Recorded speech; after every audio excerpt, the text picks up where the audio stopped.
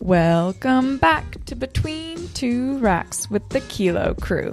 On today's episode, we're going to discuss one of our favorite exercises, the chin-up.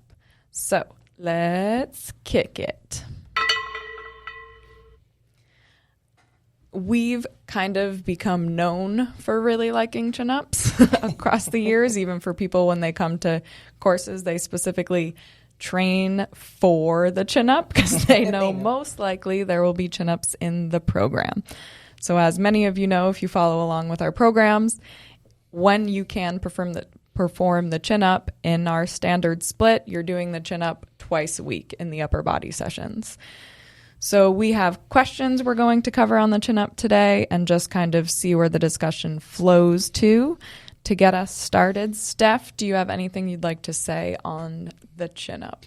First of all, I want to clarify that I like programming the chin-up, but I don't like training the chin-up personally. Really? No, I don't like chin-ups. I program squats. I don't like squatting. It's a love-hate thing.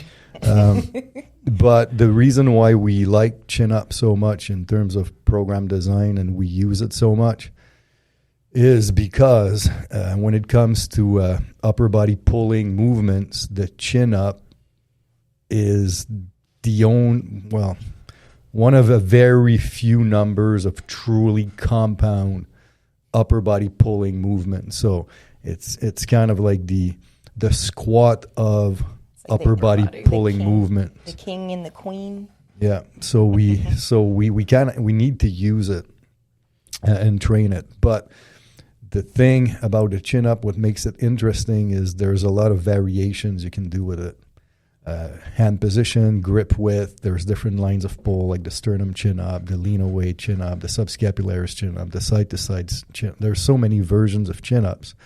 So you can afford to program it more than normal because you're going to hit a wide range of motor units every time you train it. And one of the main reasons why we like the 2 times a week exposure to the chin up is so many people are so weak on chins that if you only train it once every 7 days, you're highly unlikely to be able to generate enough volume and or frequency in order to truly elicit the strength response. So by at least doubling up the chin up twice per week, you'll hit somewhat of a minimum volume threshold in order to actually increase strength. Because everybody only do, let's say, chins on chest day on Monday with a old school like bro split, bodybuilding type split. And let's say they can only pop out like 3 reps on their own and they're doing like 4 sets. Well, that's 12 reps once per week. That's just not enough. Okay, so that's why you need multiple exposures. And also, then this is a weird thing, like in the world of hanging pulls in general, we call it chin up as a general rule, but somehow, and people ask me sometimes, and I don't know the reason for this, but chin up is a hanging pull with a supinated or neutral grip, whereas a hanging pull with a pronated grip is a pull-up. Okay, so just know that chin-up, pull-ups are the same thing. It's just the hand position that changes between both of them. So just to make sure nobody's confused with that. So, but that's it. Like the chin is a true multi-joint upper body pulling movement that has a lot of upside for strength development. It's a good indication of relative strength level. So we love it. And then like rows is a multi-joint movement as well. But the problem with like big, heavy barbell bent over rows, for example, why I'm hesitant to program this as a primary movement very often is simply because of the lost neural drive to the lower back and the fact that the lower back is working pretty hard at stabilizing the weight isometrically. So if you're doing bent over rows twice a week as a primary exercise in the A series with multiple sets at high intensities, your lower back will be so trashed that it will negatively affect your squatting and deadlifting performance. So that's why I much prefer the chin up as a primary movement, and I'll revert to using bent over rows if I do, more as a assistance exercise in the B series with less sets. And usually with bent over rows, I'll use a supported version on a bench or something like that to avoid that lower back involvement. But I always actually found it funny that people think we do a lot of chin-ups. Like, I grew up, every upper body session there was a chin-up variation. It was just a standard protocol of this is one of the big compound lifts that you're always going to do. So I've never considered twice a week that ridiculous for chin-ups. So, it's it's like twice a week. So why wouldn't you do chin-ups? I never got it. Yeah, it's like you have your press. You're gonna press every workout. You have your hanging pull. You're gonna do a hanging pull every workout. Yeah. It's just it looks more repetitive because you don't have all of that multitude of angles of push that you have with your pressing. But and then like think of gymnasts. Oh yeah. Every day. Yeah, they do a form of chin every time they're practicing. Well, I think how you brought up rows kind of goes into the first question a little bit, going back to chin-ups. But how do different grip widths and hand positions recruit different back muscles? Well, the hand position has pretty much no effect on back muscle recruitment.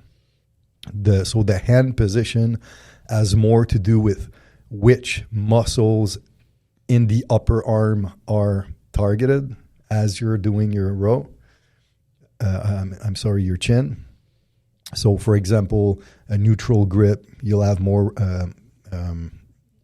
brachialis involvement, whereas a supinated grip, more biceps brachii, a pronated grip, more brachioradialis involved. So, like what I really want. So I hope our entire following is listening to this right now. Everybody, like the 8.2 billion people on this planet. What I really want people to understand is that, generally speaking, when we create a standard strength program, we understand that muscles are involved in a movement, but I don't look at a movement as a muscle. I look at a movement as a movement, and I'm training the muscles involved to perform that movement. So everybody thinks of chins back. I think of chins hanging pull. So whatever muscle is involved to pull myself up, I want to train it. And because we love the concept of training economy, which means that we want the biggest bang for our buck with exercise selection to make sure that the training is not super long and extensive with a bunch of random things. Well, I'd rather use exercises that works multiple muscle all at once instead of doing a isolated back movement for every part of the back I want to train and then do 3 different bicep exercises at the end of the workout.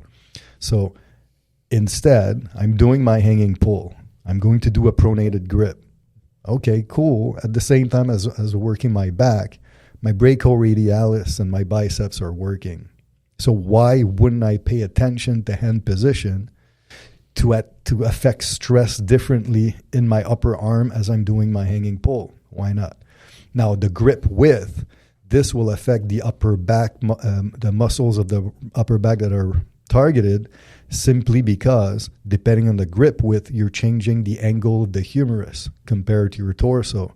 So a different angle of the humerus creates a different line of pull, which means that you have different muscles in the upper back that will be targeted in order to move the humerus at that specific angle.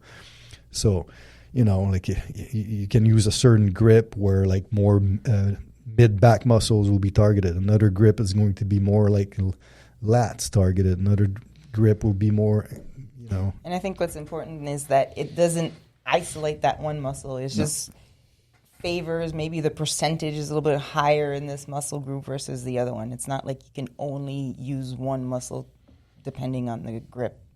Yeah. I mean, like one motor unit innervates about up to 3,000 different myofibrils. So changing grip like 1 inch or hand position like a quarter of an inch, this is enough to affect a completely different motor unit pool that will affect a completely different set of muscle fibers. So to me, it's just it's a question of variation to have a well-rounded upper body development of your pulling muscles, which are the biceps and the upper back. Yeah, it's also a really simple way that as long as you're being complementary across the week with your different pulling hand positions and grip widths, that you don't actually have to overly think about, does this one muscle need targeted specifically? We know if we're doing a very wide variety that everything is getting targeted at some stage and across the training week and across the macro cycle, depending on how everything's cycling. So it just takes out a lot of the complexity of really trying to make sure that one specific muscle is getting as much stress as possible. And then it's also important to, I mean, we're veering a little away from the chin up per se, but it's also important to understand that training a muscle to me means absolutely nothing, because so if you're one of those that counts the amount of sets per week you're targeting on a specific muscle, it can get tricky, because unless you're doing the exact same exercise, you're not actually targeting the exact same muscle fibers. Yeah. So, and even if you're doing the same exercise, you're still going to target slightly different muscle fibers, because the way the human brain works, you're never recruiting the exact same motor unit pattern on each and every rep of each and every set, even with the same exercise. So to me, it's kind of like a moot point. Like you have variation, you try to target a wide range of position, affect as wide as possible a number of muscles as you can, and you make sure you have a decent frequency in the area you're trying to train, but there's no way to be super precise with exercise selection when it comes to targeting very specific muscle fibers within a muscle. Unless, I guess, if you're on a machine, I mean, it's still. But even then, yeah. every pull or every movement we do, every rep is slightly different than the other one. Yeah, because so let's say you're doing like the bicep isolator machine from Atlantis that Charles really loved, you know. Well, everything is fixed, but you're doing 10 reps, so you're using your 10 RM. So you're doing set number 1, rep number 1. Rep number 1 of set number 1 would be very easy. So the concentric velocity will be pretty fast. So this right away will trigger a different motor unit recruitment pattern. Set number 2, you have accumulated fatigue. Same weight. Rep 1, that first rep won't be the same velocity as rep 1 of set 1. So right away, it's not the exact same motor unit recruitment pattern, even though it's a fixed exercise. So there's no such thing as exactly the same thing over and over, because it's the same exercise. So it gets very tricky in that sense. Next question. Is there ever cases where you add load to chins before the client can get 12 reps? Yes. Yeah. There is. Like it's one of those that if we were looking at our Breaking the Rules episode, that could have fallen in there, because sometimes to get someone to 12 reps, the quickest way may be to get them strong with load first and then let them build reps again. So it's very context specific. If someone's just a bigger person, so say you're dealing with someone who's 300 plus pounds, it may be unrealistic for them to get the 12 reps, but we still want to train the chin up for maximum strength. So what would that threshold you guys would somewhat consider if they're not getting 12 reps, but you will add load? What are they hitting? I don't have I'm sorry I cut you out, but I don't have a threshold per se. It's a case by case. So I'll give you an example.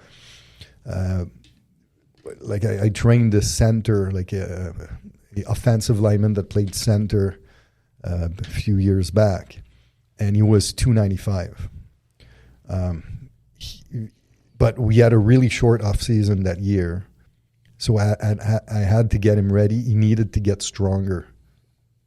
He couldn't do 12 reps on chins, but it didn't matter. I needed him to get stronger. So right away we loaded the chin because we had a short time frame. It didn't matter. He could have done 12, 15, 22, 2 reps, 3, because this was not the goal. We didn't have time to do this. And he's still pulling 295. And you loaded him in order, so for whatever reps that you prescribed, you loaded him so that he could get those reps. Yeah. Basically to match Yeah. So if he can only do 2 reps, but the goal is 6, you're not going to lower. Luckily, like this dude for a O-line, he was super athletic. Like he was one of those guys that was meant to be skinny, that needed to force feed himself to be heavier. So he could actually pop out a decent amount of reps. Yeah. Like in fact, year 2, he was actually popping out 12 reps as a center, which is kind of crazy. But him basically, the first phase, I prepped him with some rows and shoulder remedial. We didn't have chins, and then we went into a strained block, where it was very classic, and we basically did 5x6 followed by 6x4. Yeah. And by the 6x4, he was using like 35 pounds, if I remember, around his waist to do that. So I didn't have a threshold. It was just the requirement of the task at hand that forced me to do this. Yeah. What I've done too is, like, in accumulation phases, they go for 12 reps, and in intensifications, then they match the pulling. Yeah, especially because some people take a long time to get to 12. So it can be very monotonous to just constantly. So that's a really good way to change up the stimulus. So you're getting a little bit more buy-in from the training. But it's just that, like, we're providing a curriculum for coaches, right? And at the end of the day, all that we're saying is, when you have a new client, if you want to leverage performance to the highest potential, build a solid base, a solid foundation in your chin-up. And the best way to do this is to first focus on the strength endurance aspect of it by building 12 repetitions at body weight. Once you're able to do this, then the sky's the limit in terms of upper body pulling performance. So that's why we promote that, knowing that most coaches will deal with clients in the long run. So why not set the tone right away for it? But if you're dealing with an athlete that guy was a 9-week off season. He came in late. Like, what do you want me to do? I don't have time to build strength endurance on the chin, but you need to be strong. You needed to have a big bench. If you want a big bench, you need to have a strong chin. Yeah. So I think it's good too that it's the 12 reps, and obviously we know it makes sense, but I think a lot of people give up before they ever really get to the 12 reps, and it is something that you need to put the work in to build up your chin up. Well, we've made a bunch of videos on this over the years, but I think the main reason why people fail and give up is that they don't load properly. Yeah. They will max out right away, set 1.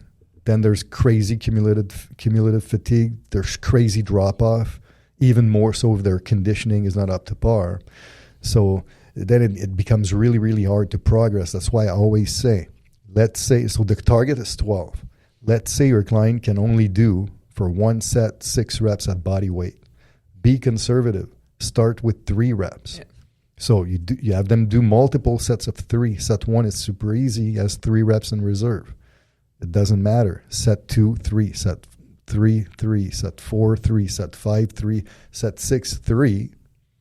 You have 18 reps right away. Now you do a second session. Now you're at 36 reps of volume. That's pretty good. Now week 2, don't go crazy. Go from 36 weekly total rep to 37, 38 weekly total reps. Yeah. Take your time. If you do this, it's going to be very, very sustainable, and it's going to be one of these things where weeks later, He'll be popping out 10 to 12 reps. He won't even realize it. Yeah. But people they're too impatient. So they go all out, then they collapse, crash, burn, doesn't work. I'm not sure if you'll be able to interpret this into a question. Progression of wide grip pull-up. For it.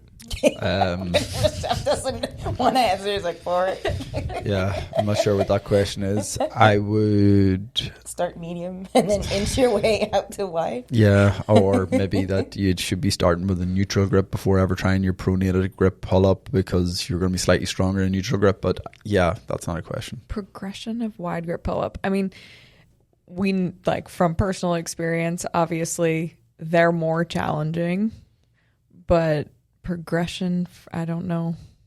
I mean, it really is just you getting start stronger. narrow and then you build your. Well, okay, but the problem with wide grip, why wide grip chin ups are super hard, it's because the biceps are less involved. They're less involved. You have less leverage on your bicep to assist in the pull, so it becomes a very, very upper back dominant movement. Yeah. So if you're so used to close grip, medium grip, and then all of a sudden you jump into a wide grip, you're going to be about 40% weaker right away, because now what used to create the momentum to generate the final pull, you don't have that anymore. So it almost becomes a straight up upper back movement. So you need to have that strong, super strong upper back. So obviously if you start the wide grip version, the neutral grip will be the easiest one. The most brutal one, wide grip, is you can't really do supinated unless you're weirdly flexible. But you can do semi supinated, but that's pretty freaking hard. But you need to start neutral. Like I guess the question is, I don't know if the question is how to get to wide grip, or once you're doing wide grip, is there a progression? So if that's the question, start with neutral, go to pronated, go to semi-supinated, then be cute with it, side to side, lean away, subscapularis. But there's not much you can do here. Yeah, I don't even know if you ever have to go to semi-supinated wide grip. That's it's so awkward. Yeah. I don't know if it's worth it, but you don't have to. Yeah. But if you can, you want to give it. You're going to be way more neutral than semi-supinated. But how would you structure elbow flexor work to improve chin-up strength? Just like Alex, do you remember in Montreal at Sanctuaire that the guy who the black Russian ballet dancer Sergey? Black Russian ballet. Oh, he was Russian, jacked. black ballet dancer, jacked out of his mind. It was insane. It was the craziest thing. It was not like his upper body looked like it was 225 shredded. His lower body looked like it was 120. Okay. But this dude, gotta do ballet. He's actually one that I saw do a straight up wide grip, straight supinated chin, where he would pull himself. You know, when you do a leg raise and you keep it L sit, he would pull himself all the way up, stay on top. He would pause there for a while. And be ballet legs. Oh my God. Moving left and right, blah, blah, blah. Then it would go back down. That's the only human I've ever seen doing this. Stuff. Yeah, that dude was nuts. Anyway, so I'll read it one more time. How would you structure elbow flexor work to improve chin-up strength? So it depends where you struggle with the chin-up. So if you struggle in full extension, so when your arms are straight, something like the Scott curl is going to be really good because it applies most of the overload when the biceps in the lengthened position. Whereas most people are going to struggle with the last 4 to 6 inch range of motion at the top of the chin up, and then something like a spider curl where all the overload is going to be at the very top is going to be way more beneficial. In the end of the day, it's only going to provide some assistance. You're still going to get way better benefits from doing chin up variations that target your weak position than using direct arm Something. work for that. So you can definitely do it and it will help the results. But if you're weak on top, something like adding pauses on top, adding 1 1/4 reps on top is going to provide way more carryover Stimulus, and stimulus for that adaptation than doing spider curls. I do like though, like, because especially with women, I find a lot, because the chin up, with the descending strength curve, like it's harder on top. But a lot of women, and I'm not talking about overweight people. Like overweight people, you kind of need to lose weight first, but they struggle with the first pull. So sometimes then that clientele on top of the chin, I actually like to double up twice a week at the end of the workout with a neutral grip Scott curl, because at least a Scott curl will target the bicep like really in that first quarter of the movement. So sometimes you see that a lot. if they have very low level of bicep strength, if you can add that to the mix, it's going to help them a little bit with that initial pull, which then sometimes will allow them to create just enough momentum to finally go up a little bit. Because that clientele often, even though they've been training, very few of them have done any type of isolation arm work. So I still feel there's a benefit, but like Pork said, it's minuscule compared to just the practice of doing the chin. When and why can I use the assisted chin-up machine? Alex, get something there. We don't love the assisted, just because it doesn't really teach you, like it doesn't carry over. You can get really strong on the assisted machine, but it doesn't carry over to the actual chin up, because you're not really stabilizing your body in space. You don't know, you're not using your core. It's just, I mean, it just doesn't carry over. I haven't seen. Like it's fine, but to me, it would be the equivalent of using a pull down. Yeah, so that'd be an instance when you can use it if you don't have a pull down. Yeah, that's like true. that would be one opportunity. But if your gym doesn't have a pull down and has an assisted chin up machine, that's saying something about your gym. Unless you're in a busy gym and you can't get to the pull down. Yeah. I used to before I would just go to a regular gym, I liked that machine. Before I really knew much, I used that a lot. Yeah, I mean, it's not a bad machine. It's just it won't help. It's just false to think that by doing this as a precursor to a chin up, it just does not carry over. But it's not a bad movement per se. Mm-hmm. When and why would you prescribe the alternating side-to-side pull-ups? So alternating side-to-side pull-ups. So I have these in my program at the minute. There is other instances you can use it, but the main time I'll use it is when someone's strength ratio for chin-ups is higher than what it needs to be. So say their strength ratio for chin-ups is 105% of their bench press. So we know their chin-up strength is strong enough, but we still want to include a vertical pull variation. Using the likes of a side-to-side or a sternum chin-up is one way you can still include your vertical pull, but a dramatically lower load potential. So it's going to provide the opportunity for your pressing strength to catch up with your pulling strength. So that's one very specific example. Side-to-side is also a good variation if you have left or right discrepancies. So because while it's never a truly unilateral exercise, it definitely biases one side per time because you really are overloading and you can only provide so much support with the arm in the lengthened position. I've never done non-alternating ones, so I don't know if there's be that much of a difference, but I'm sure if you did non-alternating ones, it'd be brutal come the end of the second side. Yeah. So I would think you'd have to rest like 30 seconds in between doing sides, because like lunges. both of them do work no matter what. I'm sure there is other instances, like say you for overhead press strength, and gripping wise you lose neural drive, it could be one way. You're focusing more on that one side, so you're stabilizing an overhead pattern, but we're getting into semantics. We have a lot of people who ask as a goal to be like, I want to be able to do the one-arm chin-up. Oh, that's coming. Oh, is it coming? I don't think... Steph loves it when people ask us to do that. But I don't think... Do you think... Well, I don't think. But anyways, let's see what you guys think. The side-to-side is...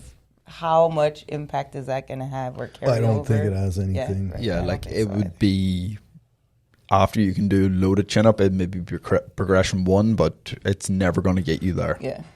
How do I substitute if I can't do them because of medial epicondylitis? Yep. It's like golfing Well, elbow. I mean, you can't. I mean, You have to so do you pull can, down. yeah, you do pull down something where you can better control the load and or the tempo, so you can not stress the joint and work around it. Yeah, like single arm pull down is probably going to be your best variation. True, increasing neural drive to the limb, creating more stability at the elbow joint. Yeah. And you'll see some people when they do chin-ups, it's going to be hard. It's hard to say this, so visually it'd be easier for people watching, is say they're doing a close grip chin-up, but they don't have that much external rotation.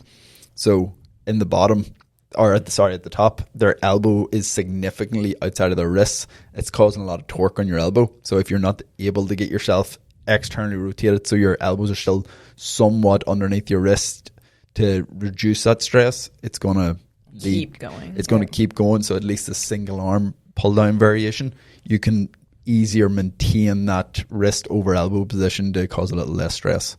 Like one thing that's super important, and I mean, I've learned this from André Benoit very early on when he was mentoring us when we started doing education, is like the best thing you can do is to start a younger trainee, not just on chin, on anything, but on chin up most specifically, because this is one that's butchered with a lot of people. You want to make sure from the early stage to have a true full range of motion chin up, where you start from a hang position, the scapula moves, the elbow drives down and back, the scapular retracts, the chin is actually above your hand. So like you have a full concentric action.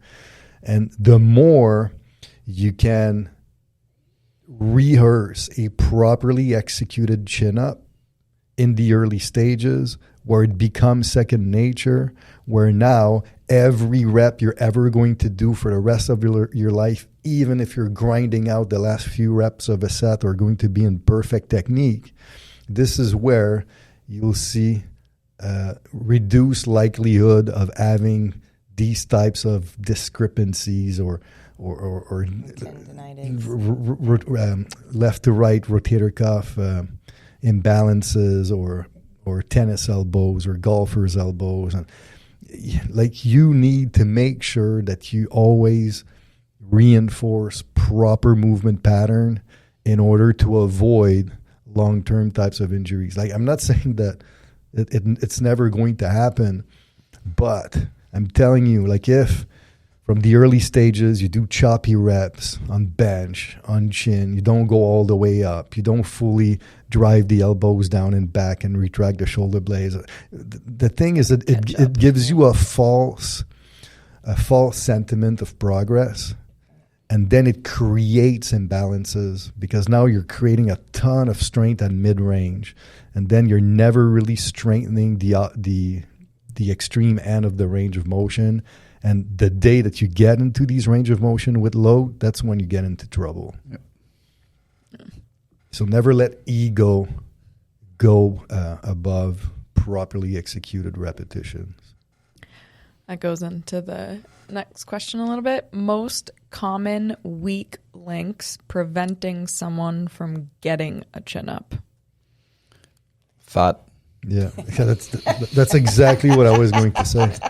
They're overweight. I was going to say elbow strength, bicep strength, but yes, if you're overweight. Like being Number overweight one, yeah. or very bottom heavy. Yeah.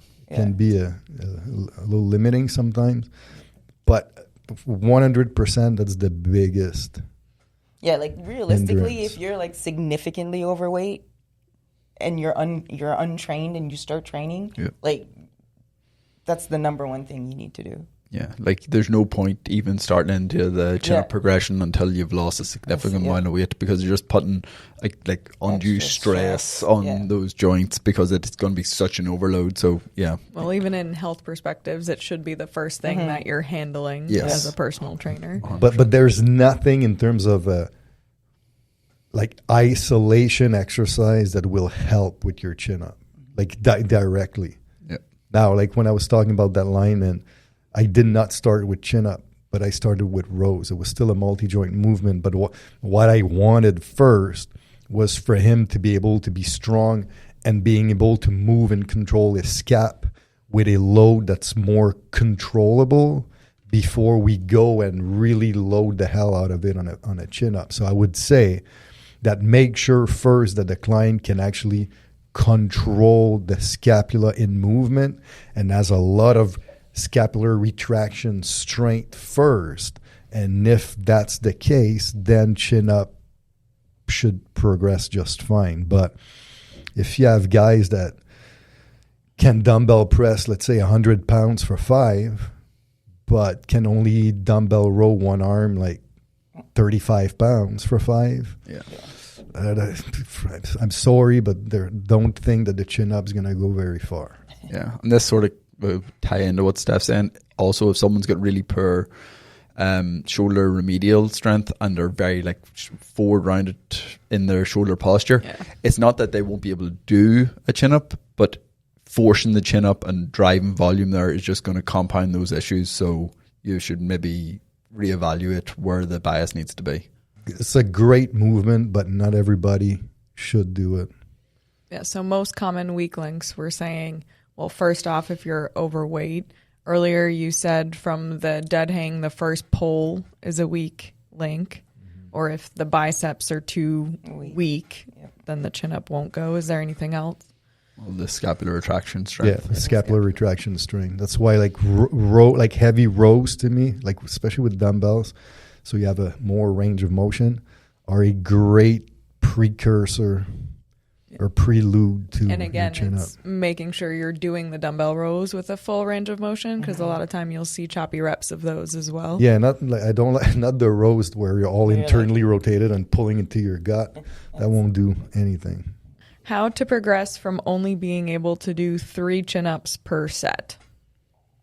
I mean, you kind of already answered it. You already answered that. Well, but the only thing, if they're only able to do 3 chin-ups per set, you could do the assisted reps to get them a little bit more volume for one all-out set, and then go back to what Steph was saying with the increase in reps with submaximal sets. But yeah, so until they get to 6 reps on their own, it'd be really beneficial to spot them at their ankles to allow them to build a little more volume within the same set. Yeah, that's exactly why in the example I said earlier, I said if the client can do 6 reps on their own, start at 3, but you want to be able to do 6 on your own. If you can do 6 on your own, have a partner assist you, kind of like a typical assisted reps you would do on a curl.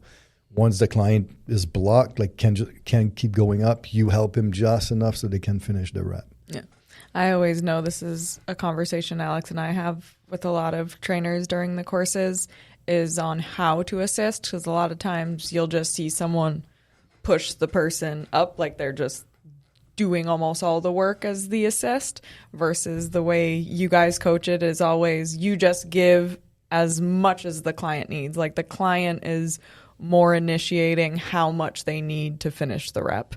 So I think that's there's 2 ways. So the way that we teach most of the time is to get the trainee involved into the mix. So you just put your hands as a support, as if there was a bench or a sturdy object underneath the trainee, and the client with their feet pushes just enough to move up, right? So that comes from William Sands quote where he says that the more he can get the client involved into the action and the outcome of their training, the better the response. So That's cool. I like that. But there's also another version that I really like, depending on who you're dealing with, that we learned from Stuart McGill, where if you look at somebody do a chin, and you can see that, yeah, like the arms and upper back are active during the pull, but like there seems to be absolutely no bracing or no stability at the core. Well, one thing that you can do, and it was pretty crazy seeing McGill do this in the course we did back in the days, where the trainee was doing the chin, and then he was stuck. Like he was stuck in the bottom third. He was forcing it, and then McGill went behind, right at the obliques, right above the waist, and just put his fingers and squeezed the abdominal wall.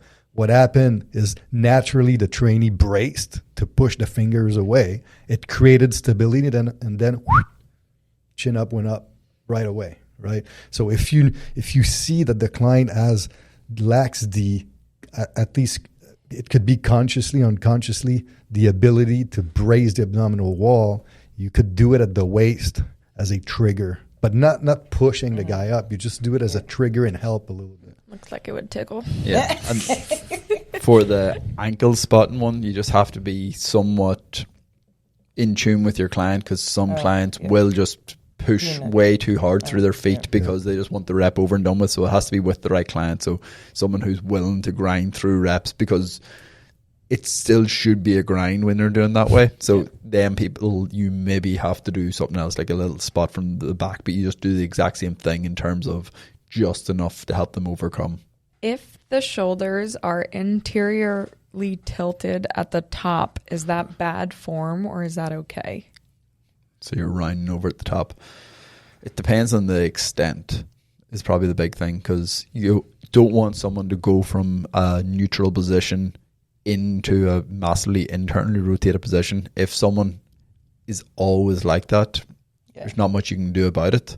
But technically, we want them to be able to maintain a very neutral shoulder position. And that's the scapular control again. They're just losing their scapular control when they get to the top, and they're trying to use like biceps a little bit more. But sometimes it's their structure. So you look at boxers or even gymnasts. Yeah. These dudes have like but they start off that way. Yeah. But but in my book though, like you try not to. Yeah. Like to me, that's not something you want to see. And if it's somebody that's a avid trainee, you should have the ability to control the scap. If they don't, it's just because it's too hard for them, or they're doing too many sets or too many reps. And on a coaching perspective, if someone does that, you can have them pause on top, retract the shoulders, and then eccentrically at least come down correctly, and then eventually, hopefully, that corrects it. Because the time you see it the most is when people 1RM test. Yeah. Like it happens all the time, because people just let ego take over, and that is now the number that they lift is the only thing that matters. So that's an important thing I want to address real quick.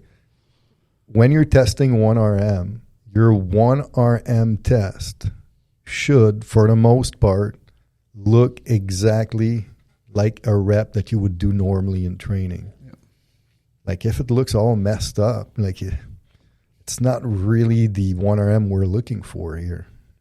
Well, and then you go and you take that number and you apply it to your training, but it's not really applicable to your training. Yeah. Well, because when we test 1RM, people think it's all about weight, but there's the technical failure too. Like if you can't do the rep correctly, then... And it's looking at strength ratios after. Yeah, no, so exactly. If you're just lifting. And especially if we're talking about the general population that they will be training for 50, 60 years. You want to set the tone right. Yeah. We won't go there yet. Do you fully step away from the pull-up progression if the clients struggle with retraction and depression of the scapula? Yes. And then focus on that. 100%. Isolate it. Yeah, you isolate first, then you integrate like in a row variation, then you give it a shot on the chin or pull-up. Got my first 3 chin-ups, but still struggling to get 1 pull-up. Why do you think that is? I mean, 3 chin-ups is not a whole lot of to get to a pull-up. Yeah, so it's Yeah.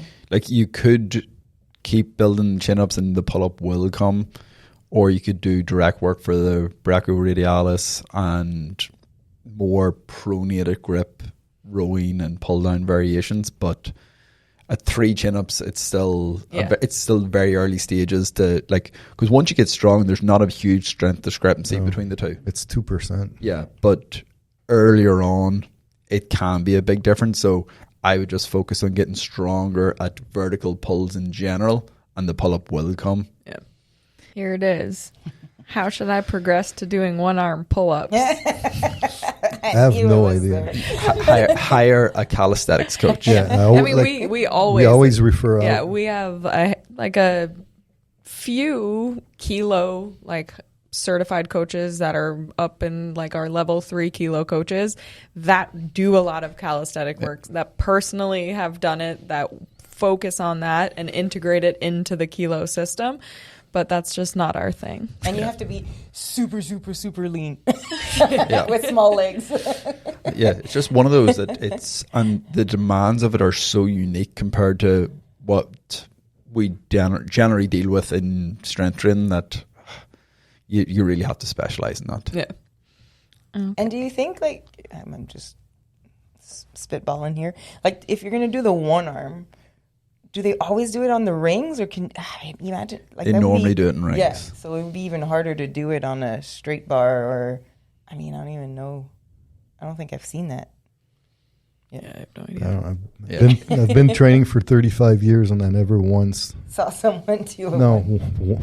thought about or wanted to do Yeah, I was it. going to say, I don't have that as a goal. Yeah, you somewhat need to do it in the rings because you have to change. Yeah, you're constantly having to, you're supinating the whole time. So if you're doing that, if you're doing that in a straight bar, you're moving your body around the bar. Whereas at least in the rings will move around you. Hollow holds or plank variations good for improving pull and chin-up performance.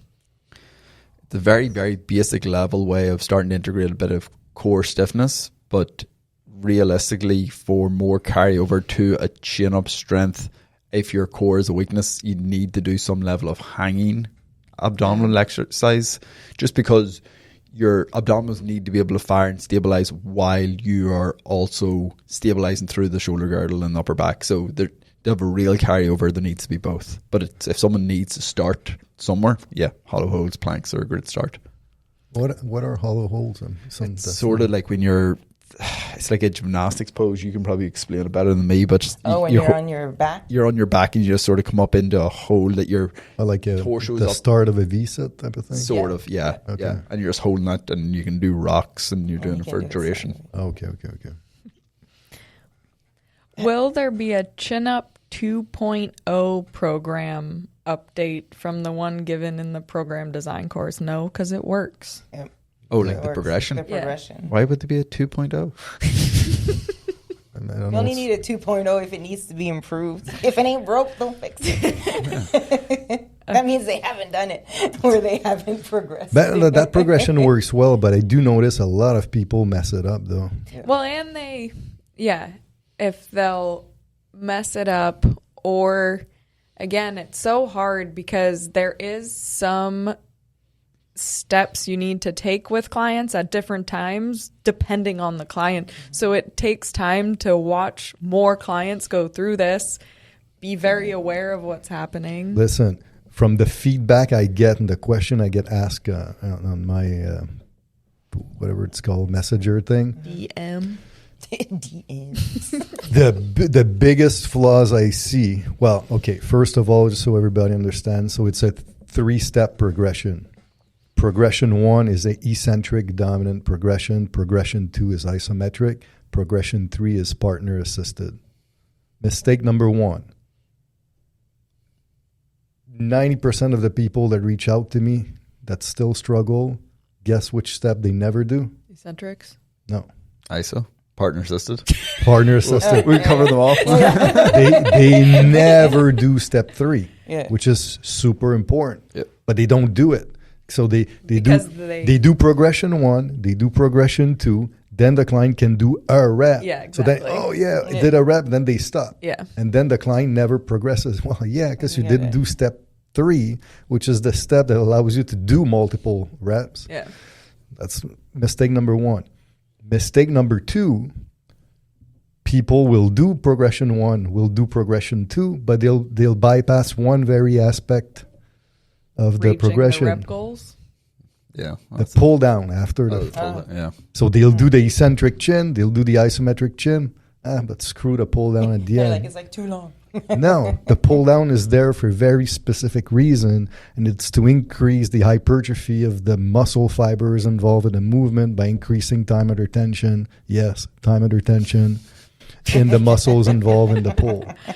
But they bypass that. They don't think it's important. Yeah. And then mistake number 3, with the isometric contraction, they don't do the pause at the right spot. Yeah. They don't understand the radiating effect of isometric contraction. They pause right on top, Yeah. in the middle, and all the way down. Bottom. So now you didn't strengthen the entire resistance curve. You need to pause top quarter, midpoint, bottom quarter, then you go all the way down. And guess what? We explain all of this in the course, but people do what they want to do, and they're not doing the real thing. And then it didn't really work out. Yeah. And then there's one more. They apply it to the wrong clientele. Yeah. People, too quick. People who are still overweight, they're doing it way too quick because they're still massively undertrained. They train 1.5 times a week, so they're not getting enough frequency. Like, Yeah, you have to do that twice a week for that to really work. Yeah, there's just it has to be applied to the right person before it's ever going to work.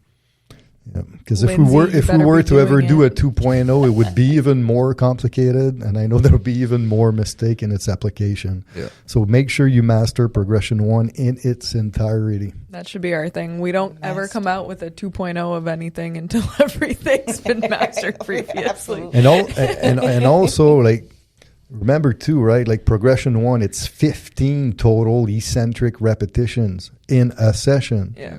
So if you only do 2 eccentric reps per set, well, you need at least 7 to 8 sets. Yeah. And it's the same, it's the same progression. They won't do 15 10-second eccentrics the first time. No. Like the person might do 1 rep, 10-second rep over 5 sets. That's their first time. Then the second time, maybe they'll do 2 eccentric reps on the first set and then 1, 1, 1, 1. Yeah. Like you still you have still to have to play with progress, that, yeah. and then you have to still progress them over all the sets. Don't do 5 eccentric reps on set 1, and then you're not going to be able to do anything on the other sets. Yeah, you're going to need at least 4, probably 5 sets to do it across. Yeah. Like if people are trying to do it in 3 sets, Yeah, it's not going to work. you're going to be there for a while. Yeah. You get 5 10-second eccentric reps. Yeah. And then you need to go do your 10 reps. Do your pull down. 10 reps of pull downs with a 4-0-1-0 tempo. In good form. Again, like you just you just have to reinforce, master the basics, master it before there's no 2.0. And those pull down in which you're doing with a mid neutral grip, you're pulling down. Then like you're trying to drive the bar into your upper chest. You're pulling into your upper chest. Yeah, so don't use too much. That's another mistake. They use too much weights on the pull down, And then they can't they can't go all the way down. They go down to their eyes. How are you going to do the chin up properly if your pull down isn't even full range? Yeah. So, and all of this is one of the reasons why I said people worrying about what elbow flexion movement they need to supplement in isn't that important because you need to do all this right first, or the elbow flexion movement doesn't matter shit. Yeah. Like honestly, in my coaching career, I've never seen this not work on any client that we qualified to do this. Mm-hmm. So that's why for me it's hard to think of a version 2 of this because it works. Like if it didn't work, it's either the person is overweight or the level of training ability is too low that they need to focus on more general basic isolation work initially to create some type of base. Like think of a extended GPP before you even think about it. You can see it though when you put someone to do a chin up and it just they're not there yet. Yeah, like if they can't do 1 10-second eccentric, you know they're not anywhere close to starting this progression. Yeah. Like That has to be a minimum. Well, that's Yeah. a good point. Yeah. I don't Yeah. know if we Yeah. said that previously, but it's think good we for have. someone to. And do That's not it, like use. that. Yeah. Some student brought up he worked up a qualifier where With the pull down. Oh, yeah, and I was realized like, that nope, if you can do, I forget what it was, but let's say it's, if you can do your body weight on a pull down, you're ready now, because The not, pull downs. not all pull down are created equals. Like some, well, we have a student that's opening up a gym that bought a pull down machine, but it's a 1-to-1 ratio. Yeah. Good luck. Yes, that's hard as hell. Whereas our pull down is a 4-to-1 ratio. Well, the second he said it, he said body weight. And then I was like, there's no way that can be what it is, because I know I couldn't hit the reps at my body weight on our pull down. And you were like, well, yeah, you should be able to. And then we went, I was like, nope. no. Yeah. Yeah, so it's very misleading because it just depends on the pulley system you have. So you can't really do that. When and why would you choose to have a client do subscapularis, sternum, or side-to-side variations of the chin-up pull-up? So it kind of goes into like what we covered earlier with side-to-side, but Well, then subscapularis and sternum. To me, it's kind of like what Bork was saying. If your chin up is really, really, really strong, and you're looking to find ways to create more complexity into the movement, to make the exercise more challenging, that's when you can use these. Or someone that you know that could benefit from more subscapularis strengthening, but the only thing is you need to be at a very high level of strength in order to do a proper subscapularis pull-up that will target the subscapularis without blowing out your entire shoulder girdle. So you have to kind of Balance it. Yeah. balance it, because it's a very challenging variation. Yeah. Whereas like the lean away chin up variations, you could just implement that if you wanted to target upper back hypertrophy as a eccentric overload. But the rest of them, it's more of a added complexity to play about with low potential and allowing other strength variables to catch up. Yep. Any closing remarks on chin-ups, anyone? Do them. Do Do them. them. Do them, get strong at I them. mean, it's a really, really, really good basic movement. Really strong people will typically be really strong on chin. But I just really want to reiterate the fact, especially the male population, once you start adding weight onto your waist, please maintain proper form. Like whatever form you do for 1 rep at body weight, it should be the exact same form when you're adding weight to your waist. Don't get all choppy where you're bringing the bar ugly to chin-ups your are forehead and worse. you're not going all the way down. And come on, just fucking do weird the jerky work. shit. Do the work. Like we're training.